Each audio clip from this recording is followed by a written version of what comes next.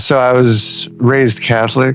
Everything is mostly tradition based. I was baptized as a baby and just went through the steps my whole life. I had a relationship with God, but just enough to know to pray to him for stuff. It wasn't until a few years ago when my wife got sick, went to the hospital, and I couldn't go see her. So that was the first time I didn't have control over a situation. And I kept trying to control the situation, calling the hospital every night to check on, talk to the nurses to check on her. Every night I would pray and I would listen to worship music. And one night I just got on the floor, prayed, trusted God with everything.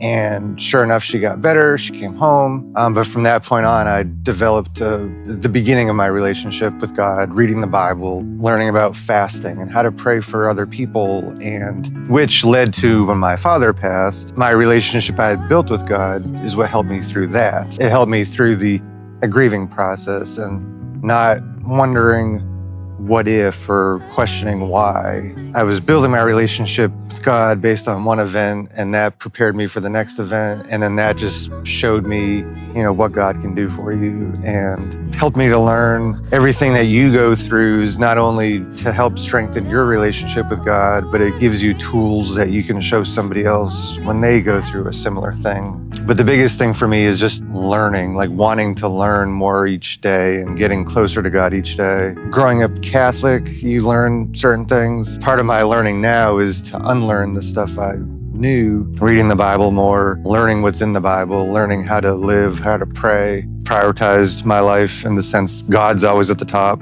even above my spouse. And I learned that from my spouse when she got sick and she came home from the hospital. I said, oh man, I don't know what I would do without you. Like this whole week has been terrible. And she said, don't put me on a pedestal above God. He might remove the things that are keeping you from him. My priorities have always been God, wife, family. So I don't compromise those things. Even I volunteer heavily with the church, but I won't let church activities get in the way of my relationship first with God or my responsibilities, my relationship with my wife. And like I said, I think my willingness to continue to learn and grow is not something I want to compromise either. I don't want to ever feel, okay, I made it. I used to run every time I'd have a race. There was training leading up to the race. You run the race, you get to the finish line and you're done. It might take a few days off and then train for the next race. But sometimes you'd feel like, oh, I'm done. I did the thing. Like I had a goal to run a half marathon. I ran one. I could have stopped at that. So my relationship with God is the same way. I want to get to a certain point and then get to there and keep on going, keep pushing through. The next thing I'm trying to do is relinquish the desire to control, the pride and the fear and the anxiety that comes with control. I want to fully